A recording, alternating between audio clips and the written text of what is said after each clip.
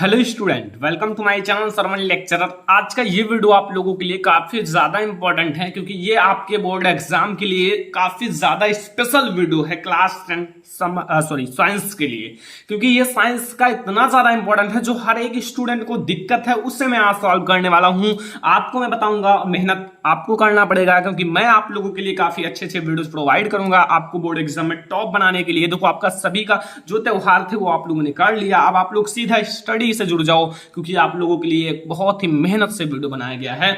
जितने भी most important पूरे चैप्टर का लॉन्ग क्वेश्चन है उसे मैं बताने वाला हूं और आप लोगों को मैं अभी क्वेश्चंस बताऊंगा, इसका आंसर्स आप लोगों को सीरियल बाय सीरियल दिया जाएगा। लेकिन हाँ, अगर आप लोगों ने full chapter in one video एक से लेकर लास्ट चैप्टर तक का नहीं देखा साइंस का तो जल्दी से जाओ देख लो क्या कर रहे हो। आप लोगों को मैंने एक से लेकर फुल चैप्टर लास्ट चैप्टर तक पढ़ा दिया, जो 13 से 14 चैप्टर थे उसको मैंने पढ़ा दिया है। लिंक इस वीडियो के डिस्क्रिप्शन में है, प्लेलिस्ट का आप लोग देख लेना, ठीक है। और यहां हम लोग डिस्कस करने वाले हैं क्लास 10 जो आपका साइंस है उसका मोस्ट इंपोर्टेंट लॉन्ग क्वेश्चन। तो भाई वीडियो को लाइक कर दो, चैनल पर नया हो सब्सक्राइब कर लो, अपने फ्रेंड्स के साथ शेयर जरूर कर देना। देखो भाई, ऐसा है ना कि आप लोगों को मैं ये पहले क्यों बता रहा हूं क्योंकि आपको दो दो क्वेश्चन डेली याद करने हैं। जैसे आपको समझ लो, आप डॉक्टर ने आपको दवा दिया है, दो दो दवा आपको खाना है, उसी प्रकार से आप समझो आपको दो दो क्वेश्चन रोज याद करना है। बिल्कुल आपको नागा का नहीं करना है वरना आपके लिए हानिकारक हो जाएगा। एक एक क्वेश्चन याद कर लो, दो दो क्वेश्चन आपको पक्का है कि आप पूरा याद कर लोगे। एक ही क्वेश्चन याद करो, कोई दिक्कत नहीं, दो क्वेश्चन याद करो और ज्यादा अच्छा है। लेकिन याद करना है भाई, आप लोगों को कुछ ना कुछ करना है, इन क्वेश्चन को याद करना है, चाहे एक क्वेश्चन चाहे आपको दो क्वेश्चन। बस पहला क्वेश्चन देखो पहला क्वेश्चन कि रासायनिक अभिक्रिया से आप क्या समझते हैं, यह कितने प्रकार का होता है, उदाहरण सहित समझाइए। देखो, रासायनिक अभिक्रिया होती क्या है इन सबको मैंने ऑलरेडी पढ़ा दिया है, ठीक है।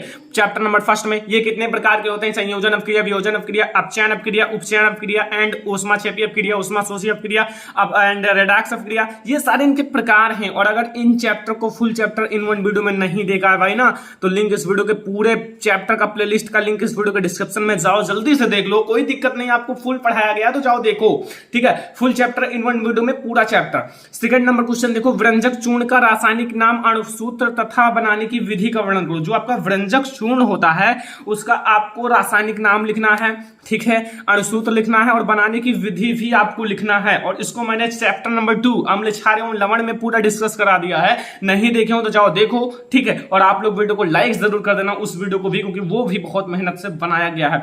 तो आप चैप्टर नंबर 2 देखोगे तो आपका दो क्वेश्चन यहां से क्लियर होगा, लॉन्ग क्वेश्चन। दूसरा क्वेश्चन है बेकिंग सोडा बनाने की विधि, रासायनिक नाम तथा सूत्र और उपयोग बताइए। ये भी आपका क्लियर हो जाएगा अगर आप उस चैप्टर को देखोगे, क्योंकि ये दोनों जो है ना दूसरे ही चैप्टर से क्वेश्चंस हैं, तो दोनों आपका क्लियर हो जाएगा और आपका काफी अच्छा रिस्पांस आ जाएगा आपके बोर्ड एग्जाम में टॉप करने के लिए। अगला देखो भाई, अगला है वर्जन निस्तापन। देखो यहां मैंने कई सारे टॉपिक लिए हैं, वर्जन है, निस्तापन है, प्रगलन है, सक्रियता श्रेणी। इन सबको जानने के लिए चैप्टर नंबर 3 धातु एवं अधातु को देखना पड़ेगा, जो कि मैंने all chapter in one video में पढ़ाया है पूरा आपका टॉपिक। तो भाई जाओ नीचे आपको देख लेना, पूरा प्लेलिस्ट का लिंक है, मैं अब दोबारा नहीं बोलूंगा, आप लोग वहां क्लिक करके पूरा चैप्टर पढ़ सकते हो, ठीक है।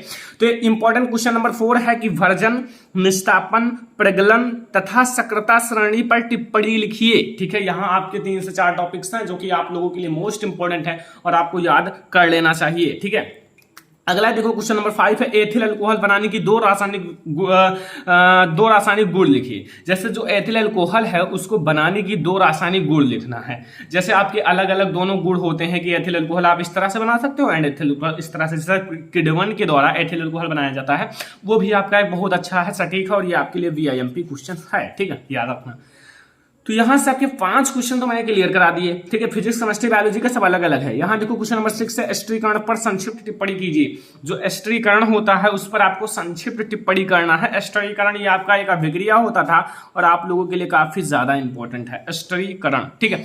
अब यहां तक तो आपकी केमिस्ट्री के जितने भी मोस्ट इंपॉर्टेंट लॉन्ग क्वेश्चन है मैंने बता दिया। 6 मोस्ट इंपॉर्टेंट लॉन्ग क्वेश्चन ये मैंने बताया कि आपका पेपर टाइम हो तो याद कर सकते हो, अभी भी याद कर लो। चैप्टर पढ़ रहे हो कोई दिक्कत नहीं, आप चैप्टर को पढ़ो, लेकिन अगर आप इनको साथ में अच्छे से क्लियर करते चलोगे बोर्ड एग्जाम की दृष्टि से बहुत अच्छे से, तो आपके लिए काफी ज्यादा इंपॉर्टेंट साबित होगा। तो यहां से दीर्घाकार और सरणी यानी कि 7 क्वेश्चन आपकी क्लियर हो गए। 7 क्वेश्चन आपको याद करना है केमिस्ट्री में, कम से कम, ज्यादा से ज्यादा आप 10 कर लो। यहां देखो क्वेश्चन नंबर 8 बायोलॉजी से आता है, पोषण क्या है तथा यह कितने प्रकार का होता है। पोषण को मैंने ऑलरेडी अभी जल्द ही पढ़ाया था कि पोषण होते क्या हैं, ये कितने प्रकार के होते हैं। स्वापोषी पोषण, विषम पोषी पोषण ऑलरेडी पढ़ा दिया है, नहीं जानते हो तो भाई देख लेना, ठीक है। एंड अगला क्वेश्चन आपके सामने है, ये बहुत इंपॉर्टेंट है, आईएमपी है बायोलॉजी का, ठीक है। आईएमपी देखो है, उत्सर्जन से आप क्या समझते हैं? उत्सर्जी अंग का नाम लिखिए, वृक्क का कार्य बताइए। जो उत्सर्जन होता है उससे आप क्या समझते हो? उत्सर्जी अंग का नाम लिखिए तथा वृक्क का कार्य बताइए। जो वृक्क होता है उसका क्या कार्य होता है, ठीक है। तो यहां से आपको यह लिखना है कि जो उत्सर्जन से आप क्या समझते हो, और रासायनिक अंग जो उसके उत्सर्जी अंग का नाम लिखना है और वृक्क का कार्य बताना है। वृक्क जो उत्सर्जन की एक प्रमुख उत्सर्जी अंग है, वृक्क। किडनी दो पाया जाता है, यानी कि एक जोड़ी पाया जाता है, याद रखना। अगला है, यहां देखो क्वेश्चन नंबर 10 है, पुष्प का नामांकित चित्र बनाइए तथा इनके चक्र बताइए। देखो इनके 4 चक्र थे, दल, वाय दल एंड जायांग पुमंग, ठीक है, यानी कि नरजननांग मादा जननांग। इनको नहीं जानते हो भाई तो आपको चैप्टर नंबर 7 देखना पड़ेगा। 8 नंबर चैप्टर जीव जनन कैसे करते हैं उसको देखो और आपका ये पूरा क्लियर हो जाएगा। इसमें जितना भी इंपॉर्टेंट क्वेश्चन है वो सभी क्लियर हो जाएंगे। तो यहां से आपको क्वेश्चन नंबर 10 पता चल गया कि आपका पुष्प का जो पुष्प पहले बनाना है अच्छे से। मैंने भाई पुष्प बनाना बता दिया, नहीं जानते हो तो देख लो, समझ लो। एंड आपको ये भी पढ़ाया गया, अगर आप वैसा नहीं देखना चाहते हो तो सर्च कर लो, पुष्प का नामांकित चित्र बाय श्रवण लेक्चरर, पुष्प के भाग बाय श्रवण लेक्चरर। आपको हमारा वीडियो सबसे ऊपर मिल जाएगा। तो क्या दिक्कत है? अब भी कोई दिक्कत है? कोई दिक्कत नहीं होगा। आप लोगों को जो ना मिले उसके पीछे बाय श्रवण लेक्चरर लगा दो। अगर फिर भी ना आया तो कमेंट कर दो, सर आपने नहीं पढ़ाया, आप इसे पढ़ा दो। और अगर आप बाय श्रवण लेक्चरर लगा दोगे तो ऐसा कोई टॉपिक नहीं है जिसे मैंने नहीं पढ़ाया, वो भी क्लास 10th का, ठीक है। तो आप बाय श्रवण लेक्चरर लगा के पूरा सर्च कर सकते हो। अगला क्वेश्चन आपके सामने आएगा जल्दी। अगला क्वेश्चन देखो, अगला है क्वेश्चन नंबर 11। क्वेश्चन नंबर 11 क्या कहता है कि मेंडल के आनुवंशिकता के नियम की विवेचना कीजिए। देखो आनुवंशिकता एवं जीव विकास के मैंने फुल चैप्टर पढ़ा दिया है, उसमें कह रहा है कि मेंडल जो थे, मेंडल के आनुवंशिकता के नियमों की विवेचना कीजिए। तो मेंडल ने 3 नियम दिया था, आपको पता होगा। कौन कौन सा नियम है? प्रभाविता का नियम, पृथक्करण का नियम, स्वतंत्र अभिगमन का नियम, और ये तीनों नियम मोस्ट इंपॉर्टेंट है, मोस्ट इंपॉर्टेंट है गाइस, ठीक है। तो यार याद कर लेना, ठीक है, याद कर लोगे, ठीक है। अगर आप याद कर लोगे तो पढ़ने में बहुत मजा आने वाला है, कुछ नहीं बचेगा आपके लिए। अगर लॉन्ग क्वेश्चन की बात की जाए तो आपके लिए कुछ नहीं बचने वाला है। और अगर आप नहीं याद करोगे तो दिक्कत हो सकती है हमारे साथ पढ़ने में।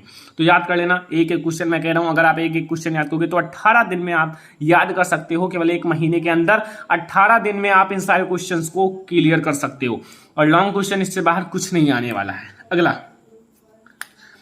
क्वेश्चन नंबर 12, मानव के लिंग निर्धारण से आप क्या समझते हैं? मानव के लिंग निर्धारण, लिंग निर्धारण का अर्थ है कि अगर नर है, मादा है, ठीक है, जैसे माता होते हैं, पिता होते हैं, तो उसका बच्चा जो है वो लड़का होगा कि लड़की होगी, लिंग का निर्धारण करता है, ठीक है। एक तो लिंग होता है XX एंड एक लिंग गुणसूत्र होता है YY। तो यही निर्धारण करता है कि या XX गुणसूत्र वाला बच्चा होगा या YY गुणसूत्र वाला बच्चा होगा। तो ऐसे में आपको मैंने ये पढ़ा दिया है, आप लोग देख लेना। आनुवंशिकता एवं जैव विकास से आपके 2 क्वेश्चन ये क्लियर होंगे, और अगर इस चैप्टर को फुल देखोगे तो आपके 2 क्वेश्चन बिल्कुल क्लियर हो जाएंगे। तो देखना जरूर यार, पूरा पढ़ो, ठीक है। एक एक चैप्टर 1-1 घंटा का है, थोड़ा कम भी है।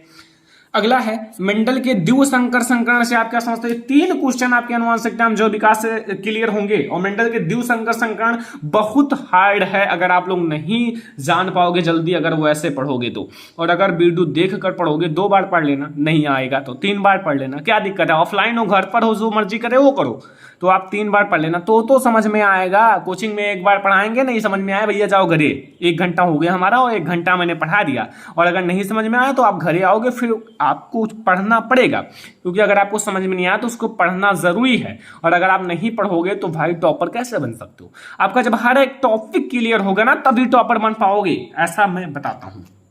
क्वेश्चन नंबर 14, मानव नेत्र के प्रमुख भागों का वर्णन करो। जो मानव नेत्र होता है वो क्या होता है, सबसे पहले ये बताना है। और मानव नेत्र के जो प्रमुख भाग होते हैं, जैसे कार्निया, आइरिस एंड दृढ़पटल, ये सारे इनके भाग हैं, इन सबको वर्णन करना है। मैंने बहुत अच्छे से वर्णन कराया है पूरा भाग को चित्र सहित। तो नहीं देखा हो तो भाई मानव नेत्र तथा रंग बिरंगा संसार का पूरा चैप्टर देख लेना, आप लोगों के लिए बना दिया गया है। आपको पूरा प्लेलिस्ट का लिंक मिल जाएगा, ठीक है। जो जो चैप्टर सब कुछ ऐड कर दिया गया है, प्लेलिस्ट अच्छे से बना दिया गया है। आप लोग जाओ नीचे और उन सब चैप्टर्स को देख लो। क्वेश्चन नंबर 15, प्रकाश के अपवर्तन से आप क्या समझते हैं? दो नियम भी बताइए। प्रकाश का अपवर्तन आपके लिए इंपॉर्टेंट है और उसमें एक स्नेल का नियम है, वो बहुत ज्यादा इंपॉर्टेंट है, sine i upon sine r are टू एन। ये आपके लिए काफी ज्यादा इंपॉर्टेंट है और आप लोगों को इसे याद कर लेना चाहिए। प्रकाश का अपवर्तन तो याद ही कर लो, साथ में उनके दो नियम भी याद कर लो। एक नियम तो आपका वही है, लेकिन दूसरा नियम आपका स्नेल का नियम कहता है और स्नेल का नियम आपके लिए काफी ज्यादा इंपॉर्टेंट है। तो यहां से आप स्नेल का नियम याद कर लोगे और प्रकाश का अपवर्तन याद कर लोगे तो आपका एक लॉन्ग क्वेश्चन क्लियर हो जाएगा। और अगर आपका एक लॉन्ग क्वेश्चन क्लियर होता है तो काफी अच्छा होगा और आप लोगों को बोर्ड एग्जाम में बेहतर करने के लिए।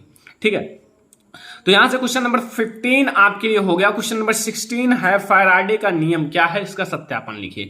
फैराडे का जो विद्युत यहां है ओम का नियम, बहुत इंपॉर्टेंट है। ओम का नियम क्या है, इसका सत्यापन लिखिए। अगर आप नहीं जानते हो तो आप लोगों के लिए बहुत जल्द इसका टॉपिक पर वीडियो बना दिया जाएगा। ओम का नियम क्या होता है, इसका सत्यापन नहीं जानते भाई तो बताना, मैं आप लोगों के लिए ओम का नियम का एक बेहतरीन वीडियो बना दूंगा और आप लोगों को हमेशा याद रहेगा, जिंदगी में कभी नहीं भूलोगी ओम चाचा को। तो आप लोग बता देना, मैं आप लोगों को बना दूंगा वीडियो, अच्छे से आप लोग याद कर लेना, फिर आप लोगों को इस टॉपिक में कोई दिक्कत नहीं रहेगा। क्वेश्चन नंबर 17, इसमें पूछ रहा है फैराडे के विद्युत चुंबकीय प्रेरण का नियम लिखिए। फैराडे के दो विद्युत चुंबकीय प्रेरण के नियम थे जो कि मैंने ऑलरेडी पढ़ाया है। अगर आप फिर से पढ़ना चाहते हो तो बताना, मैं आपको पढ़ा दूंगा। देखो फैराडे के दो विद्युत चुंबकीय, एक प्रथम नियम होता है, एक द्वितीय नियम, और आपको उन दोनों को पढ़ना है तो बहुत अच्छा रहेगा आप लोगों को बोर्ड एग्जाम में टॉप करने के लिए। ठीक है, तो यहां से आपको क्वेश्चन नंबर 17 भी क्लियर हो गया। लास्ट क्वेश्चन, क्वेश्चन नंबर 18, विद्युत मोटर के सिद्धांत, रचना एवं क्रिया विधि का वर्णन करो। विद्युत मोटर जिसको ऑलरेडी मैंने बहुत अच्छे से पढ़ाया है, जितना अच्छा हो सका है उतना अच्छा पढ़ाया है और आप लोगों को समझ में भी आ जाएगा। अगर एक बार देख लोगे तो आप लोगों को 100% समझ में आ ही जाएगा, क्योंकि ये आप लोगों के लिए काफी अच्छे से बनाया गया, चित्र उत्तर सब है उसमें। तो ये है हमारे 18 मोस्ट इंपॉर्टेंट लॉन्ग क्वेश्चन। कितने? 18 मोस्ट इंपॉर्टेंट। अगर एक एक रोज याद करोगे तो कितना दिन? 18 दिन। दो दो याद करोगे तो कितना दिन? 9 दिन। सोचो आप क्या 9 दिन मेहनत नहीं कर सकते हो 7 तक 21 नंबर लाने के लिए? थोड़ी मेहनत करोगे ना तभी आप रंग लाओगे। ठीक है, तो मेहनत करना स्टार्ट कर दो। इन सारे जितने भी मैंने दीर्घ उत्तरीय प्रश्न बताया है इन सबको याद करो। ठीक है, इन सबको याद करो, अच्छे से कंठस्थ करो, एक भी क्वेश्चन आपका छूटना नहीं चाहिए, क्योंकि आप लोगों के लिए ही मेहनत किया जा रहा है 90% एबव लाने के लिए। ठीक है, तो ये सपना यार पूरा करा दो। चैनल का नाम ले लेना, अगर आ जाएगा तो यार दिल से। वीडियो को लाइक कर दो, चैनल पर नए हो सब्सक्राइब कर लेना, अपने फ्रेंड्स के साथ शेयर कर देना। ओके, ये है हमारा एक छोटा सा टारगेट जो कि आप लोग पूरा कर देना। तो इस वीडियो में ये बताया गया है, ऐसे आपको हर एक सब्जेक्ट का दिया जाएगा लॉन्ग क्वेश्चन इंपॉर्टेंट। तो ठीक है, समझ में आ गया। Thanks for watching this video.